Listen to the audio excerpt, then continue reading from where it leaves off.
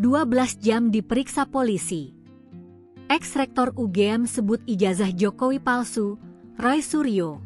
Rumahnya didatangi. Pakar telematika sekaligus mantan Menteri Pemuda dan Olahraga, Menpora, Roy Suryo, menyebut mantan Rektor Universitas Gadjah Mada, UGM, Profesor Sofyan Effendi, diperiksa oleh polisi di kediamannya di Yogyakarta. Sofyan Effendi menjadi sorotan publik karena terang-terangan menyatakan mantan Presiden Joko Widodo tidak pernah lulus dari Fakultas Kehutanan UGM.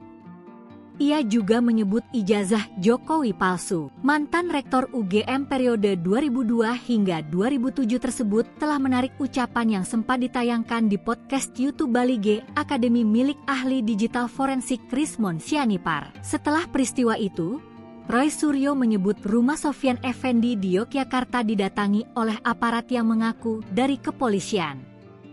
Roh mengatakan, kedatangan polisi-polisi tersebut untuk memeriksa Sofyan Effendi. Menurut Roy Suryo, peristiwa tersebut terjadi pada Sabtu, 26 Juli 2025. Roy Suryo menjelaskan, Sofyan Effendi diperiksa selama 12 jam sejak pukul 10 WIB hingga pukul 22 waktu Indonesia Barat. Roh mengaku ia mendapat informasi Sofyan Effendi diperiksa polisi dari para tokoh-tokoh sekaligus purnawirawan jenderal di wilayah Jogja.